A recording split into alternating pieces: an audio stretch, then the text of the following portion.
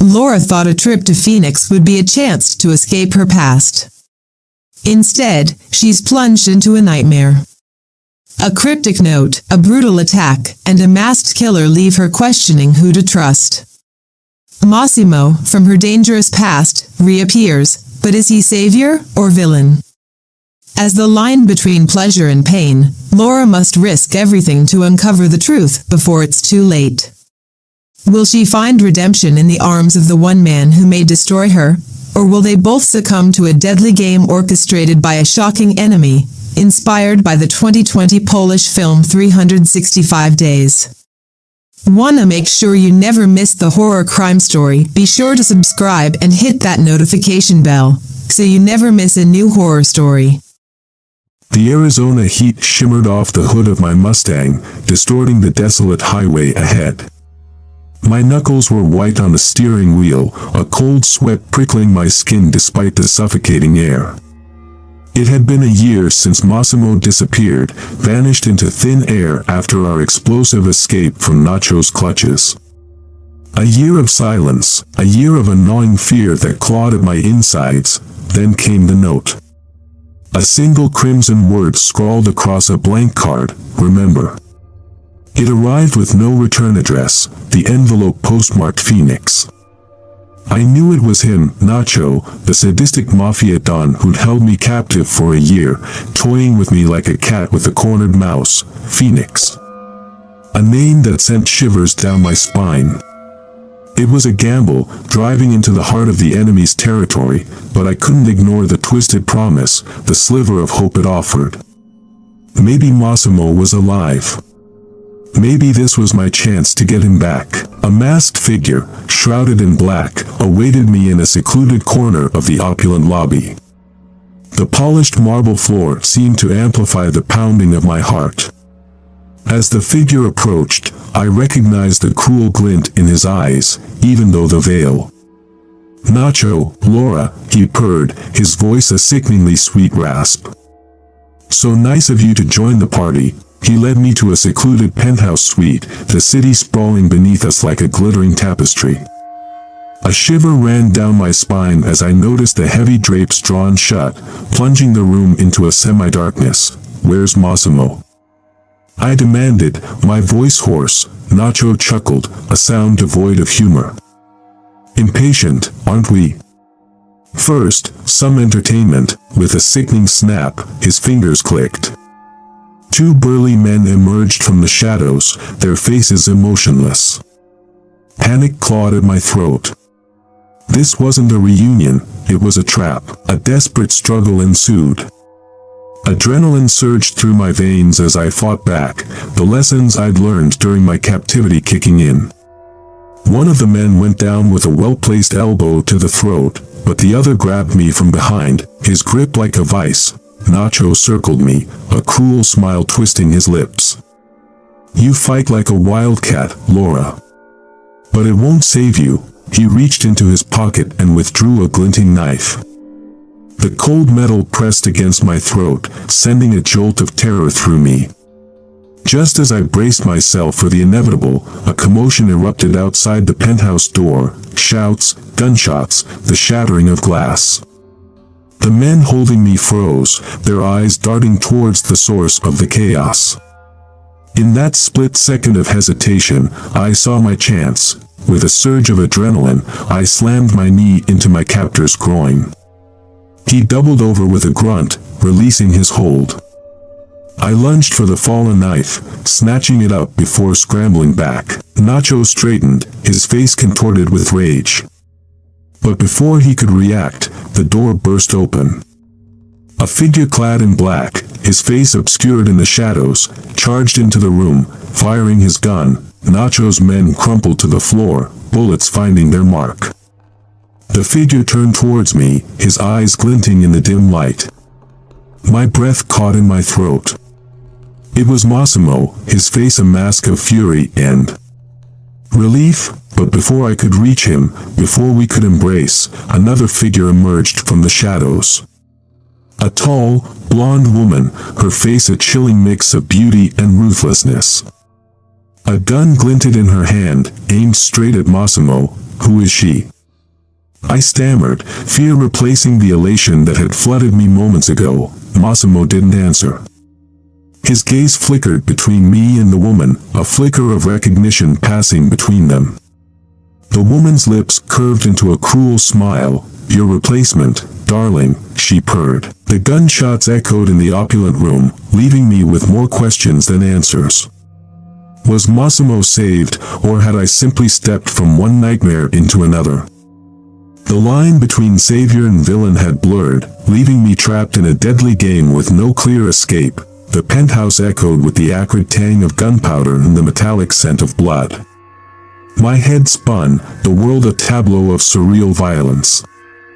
Massimo, his face etched with a mixture of shock and anger, lowered his gun, its black maw still smoking. The blonde woman, her designer dress now stained crimson, lay crumpled on the plush carpet, a single bullet wound marring her perfect forehead. "Massimo," I whispered, my voice hoarse. "What's happening?" He didn't answer at first, his gaze fixed on the lifeless woman. Finally, he turned to me, his eyes a storm of conflicting emotions. "Laura," he rasped, his voice rough with disuse. There's so much to explain, but before he could speak further, a blood-curdling scream pierced the silence. It came from the hallway outside, a desperate, high-pitched sound that sent shivers down my spine. "Sophia!" Massimo roared, his voice laced with terror. He bolted towards the door, his gun outstretched. I hesitated for a moment, torn between following him and the primal urge to flee. But the echo of another scream, closer this time, spurred me into action. We burst into the hallway to find the scene of carnage. Two of Nacho's men lay sprawled on the floor, their faces contorted in silent screams. But it was the sight at the far end that made my blood run cold. Sophia, a young waitress I befriended during my brief stay at the resort, was pinned against the wall by a masked figure clad in black. A glint of metal flashed in the dim light, a long, serrated hunting knife. The figure, their movements swift and practiced, raised the knife high, a sadistic grin splitting their mask. "Game over," they hissed, their voice distorted. "No." Massimo screamed, charging towards them. But it was too late. The knife plunged down in a sickening arc, burying itself deep in Sophia's chest. Her eyes widened in shock, then glazed over as her body slumped lifelessly. A primal roar tore from Massimo's throat. He lunged at the figure, a desperate tangle of limbs and fury. I watched, frozen in a mixture of horror and a cold, creeping dread. The fight was brutal, a dance of violence that seemed to slow down time. Then, with a sickening thud, Massimo went down. The figure slammed their knee into his back, pinning him to the ground. The knife gleamed in their hand as they raised it for the final blow. In that split second, I knew I had to act. Adrenaline flooded my system, erasing the fear. I lunged for a discarded pistol lying on the floor, my fingers fumbling with the unfamiliar weight. The shot rang out. The figure whirled around, surprise etched on their masked face. They stared at me for a heartbeat, then crumpled to the floor, a crimson stain blooming on their chest. Silence descended, thick and heavy. Massimo lay groaning on the floor, blood oozing from a wound on his arm. I rushed to his side, my hands trembling as I cradled his head. "Massimo," I choked out, tears stinging my eyes. "We need to get out of here." He looked at me, his eyes clouded with pain. "We can't," he rasped. "They'll be back for us." His words sent a fresh wave of terror crashing over me. Who were they? Why were they targeting us? And what role did the blonde woman play in this twisted game? Sirens wailed in the distance, growing louder by the second. The police were coming, but would it be enough? As Massimo and I stumbled out of the penthouse, the weight of the unanswered questions pressed down on me, a suffocating cloak that promised a future as uncertain and terrifying as the night itself. we navigated the blood-slicked hallway, the metallic tang heavy in the air. Massimo leaned against me, his arm wrapped around his torso, wincing with each step. The rhythmic wail of approaching sirens intensified, a beacon of hope in the desolate landscape of violence we'd stumbled into. Reaching the fire escape, we descended into the inky blackness of the night. The cool desert air washed over me, momentarily clearing the haze of terror that clung to me. Massimo stumbled, his weight pressing me against the cold metal railing. "I can't go any further," he rasped, his voice strained. Panic clawed at my throat. We couldn't stay here, exposed and vulnerable. But the thought of him collapsing, alone and bleeding in the dark, was unbearable. An idea, desperate and reckless, sparked in my mind. "There's another way," I said, my voice barely a whisper. Guiding him towards a secluded alcove, I fumbled with the buttons of my blouse. The raw vulnerability of the act, here in the aftermath of carnage, sent a jolt of electricity through me. Massimo's eyes widened in surprise, but there was a flicker of something else in their depths, a desperate need that mirrored my own. As my blouse fell away, revealing the lacy confines of my bra, I knelt before him. The urgency of the situation mingled with a strange sense of empowerment, a reclaiming of control amidst the chaos. Massimo's ragged breaths filled the silence, a counterpoint to the distant wail of sirens. His touch was hesitant at first, a feather-light graze that sent shivers down my spine. But as he surrendered to the ministrations, a low moan escaped his lips.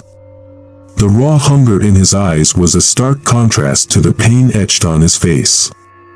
It was a dance on the precipice, a desperate search for solace in the face of oblivion. The metallic tang of blood mingled with the salty heat of my skin. The world narrowed to the ragged rhythm of his breaths, the press of his body against mine. A primal instinct took over, a need to erase the horrors we'd witnessed in the most primal way possible. Just as the tension reached a fever pitch, the wail of sirens split the night. Headlights sliced through the darkness, painting long stripes across the building. Massimo pulled back, his chest heaving. "They're here," he rasped, a mixture of relief and frustration in his voice. The sound of approaching footsteps shattered the fragile intimacy. Scrambling to my feet, I pulled my blouse back on, the taste of him lingering on my lips. A rescue, or a capture? The answer hung heavy in the air. Two figures emerged from the shadows, their faces grim under the harsh glare of flashlights. One, a burly officer with a weary expression, the other a younger woman with steely eyes that flicked between us and the carnage left behind. "Massimo Torricelli," the woman barked, her voice laced with suspicion. Massimo straightened, a flicker of defiance crossing his features. "Yes," he said, his voice hoarse. "And this is Laura." The officer's gaze swept over me, taking in the disheveled state of my clothes, the blood staining Massimo's arm. His lips pursed into a tight line. "You're both under arrest," the woman declared, her voice leaving no room for argument. As handcuffs clicked around our wrists, the weight of the situation settled on me like a shroud. Were we being saved, or walking into a trap far more elaborate than Nacho's twisted games? The masked figure's identity, the blonde woman's chilling presence, these were questions that remained unanswered, haunting echoes in the vast desert night. We were pulled away from the scene, leaving behind a trail of blood and unanswered questions. The sirens wailed on, a mournful counterpoint to the uncertain future that stretched before us. The sterile white of the interrogation room felt like a slap after the raw, primal urgency of the fire escape. Across the metal table, Detective Reyes, the steely-eyed woman who'd arrested us, leaned back in her chair, her gaze fixed on me. Massimo sat beside me, his face a mask of stoicism, the handcuff marks already chafing his bruised skin. "So, Laura," Reyes began, her voice cool and calculating. "You claim you were just a guest at the Phoenician, caught in the crossfire." Her words hung in the air, laced with a skepticism that sent a shiver down my spine. "That's the truth," I said, my voice surprisingly steady. I don't know what was going on, but I just wanted to get out of there alive. It was a half-truth, a necessary lie to protect myself, to protect the fragile hope that bloomed during those stolen moments with Massimo. Reyes studied me for a long moment, then turned her attention to Massimo. And you, Mr. Torricelli? Care to explain your presence at the scene of a multiple homicide? Massimo's jaw clenched. I was there for Laura, he said, his voice gruff. Someone sent her a message, lured her to Phoenix. I just came to get her out. The detective's lips curled into a humorless smile. A very chivalrous motive. But it doesn't explain the rather compromising position you were found in. Heat flooded my cheeks as she alluded to the fire escape. The memory of his touch, the desperate intimacy, felt raw and exposed under her scrutiny. We were just... I stammered, searching for the right words. Massimo cut me off, his voice hardening. It's none of your concern, detective. We were attacked. We were trying to survive. Reyes sighed, a theatrical display of exasperation. Look, I appreciate your cooperation. But frankly, your story stinks. There's more to this than you're letting on. She stood abruptly, her movements predatory. And I intend to find out what it is. The door to the interrogation room slammed shut behind her, leaving us alone in the sterile silence. Massimo turned to me, his eyes a storm of emotions. We have to get out of here, Laura, he said, his voice urgent. How? I whispered, the weight of the handcuffs a constant reminder of our captivity. They won't believe our story. He leaned closer, his voice dropping to a low murmur. There's another way. They think there's more to this. Give them more. His words sent a jolt through me. The desperation in his eyes mirrored my own, a primal need for connection amidst the suffocating fear. But the memory of the fire escape, the raw vulnerability I'd exposed, was still fresh. Could I surrender myself to that again? Knowing it might be a weapon used against us, Massimo seemed to read the hesitation in my eyes. It's the only way, Laura, he pleaded, his voice rough with urgency. They'll break us one by one. We have to show them we're a unit. A threat they can't separate. His words resonated with a dark truth. They were looking for leverage, a crack in our story. Could this desperate act of intimacy become our shield, or would it be our undoing? As I met Massimo's gaze, a decision flickered in my eyes. In the sterile confines of the interrogation room, with the weight of suspicion hanging heavy in the air, I surrendered to the primal need for control, for defiance. With a trembling hand, I reached for the button on my blouse. The game had changed, and the stakes were higher than ever. The sterile light glinted off the metal table as I unbuttoned my blouse, the air thick with a mixture of tension and desperation. Across the table, Detective Reyes watched with an unreadable expression, her lips pressed into a thin line. He leaned forward, his eyes burning with a desperate intensity. The handcuffs bit into my wrists as he cupped my face, his touch rough yet strangely comforting. His kiss was fierce, a desperate claim that sent a jolt through me. It was a performance, a carefully crafted act fueled by adrenaline and a primal need to control the narrative. But as the kiss deepened, a spark ignited, a flicker of something primal that transcended the calculated act. The fear and uncertainty that had gripped me began to recede, replaced by a raw urgency. My hands tangled in his hair, the desperation in his touch mirroring my own. We were a tangled mess, a storm of conflicting emotions, fear, defiance, and a desperate need for solace amidst the chaos. The metallic tang of blood from Massimo's wound mingled with the heat of our bodies, a grim reminder of the violence that had brought us here. Just as the tension reached a fever pitch, the door to the interrogation room slammed open. Detective Reyes stood there, her face contorted with a mixture of disgust and something else, a flicker of something primal that sent a shiver down my spine. Enough, she barked, her voice laced with a barely controlled fury. we scrambled apart, gasping for breath, shame and defiance warring within me. Reyes strode towards us, her eyes narrowed. You think this little act, this performance, will save you? Her voice dripped with contempt. You're both pawns in a much bigger game.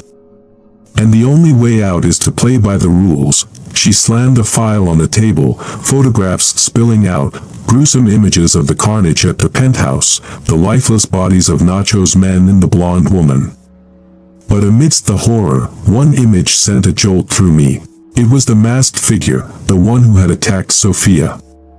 But the mask was partially dislodged, revealing a glimpse of a familiar face, the face of the young waitress. Sophia, tell me everything, Reyes demanded, her voice a steely command. Who are you working for? What's going on? The revelation shattered the fragile sense of control I'd grasped. Sophia, the friendly waitress, a ruthless killer. Who were we really entangled with, and what deadly game were we caught in? As I looked at Massimo, his face etched with confusion and dawning horror, a new truth settled on me. The line between predator and prey had blurred, and the only certainty was the chilling grip of fear that tightened around my heart. The photos on the table were a grotesque tableau, each image a fresh wave of nausea. But the picture of Sophia, her youthful face contorted into a murderous snarl beneath the dislodged mask, sent a fresh wave of terror crashing over me. Massimo stared at the photos, his face a mask of conflicting emotions, shock, betrayal, and a simmering rage. The carefully constructed facade we just presented crumbled under the weight of this revelation. Reyes leaned forward, her gaze sharp. Talk, she commanded. Who is she working for? What's the connection? My mind raced, desperately piecing together the fragments of information. Sophia's friendliness, the cryptic note that lured me to Phoenix, the blonde woman, it all pointed to a carefully orchestrated plan. But who was the puppeteer pulling the strings? I don't know, I stammered, the truth a bitter pill to swallow. I was just a pawn in all this. Massimo scoffed. There has to be more. Who sent the note? The blonde woman. His voice trailed off, a flicker of recognition crossing his features. Elena, he breathed, his voice barely a whisper. Nacho's right hand. She wouldn't, the pieces clicked into place. Elena, ruthless and ambitious, maneuvering for power after Nacho's disappearance. She'd used me as bait, a way to lure Massimo out in the open. The blonde woman, perhaps an expendable pawn in her deadly game, but Sophia? The kind, friendly waitress. A shiver ran down my spine. Was it all an elaborate act, or was there more to her story? Suddenly, the door to the interrogation room slammed open. Two officers rushed in, their faces grim. We found another body, one of them said, his voice strained. In a hidden room on the top floor. Looks like it's been there a while, Reyes' eyes narrowed. Show me. As they hurried out, a heavy silence descended upon the room. Massimo looked at me, his eyes filled with a desperate plea. We need to get out of here, Laura. We can't trust anyone. His words echoed the truth that had been gnawing at me. The police, Elena, whoever was behind the mask, no one could be trusted. We were alone, adrift in a sea of lies and violence. An idea, audacious and reckless, sparked in my mind. There was a way out, a desperate gamble that could turn the tables on our captors. But it would require a final act of defiance, a performance that pushed the boundaries even further. Leaning close to Massimo, I whispered my plan in his ear. His eyes widened in surprise, then a slow smile spread across his face, a flicker of dangerous excitement shimmering in his gaze. Are you sure? He asked, his voice a husky murmur. No, I replied, meeting his gaze. But it's the only shot we have. With a deep breath, I reached for the button on my blouse, my heart pounding a frantic rhythm against my ribs. This wasn't just about survival anymore, it was about taking control, about turning the tables on the ones who had manipulated us. As the interrogation room door creaked open once again, we were ready. The performance would continue, but this time, the stakes were even higher. The line between predator and prey had blurred, and we were about to rewrite the rules of the game.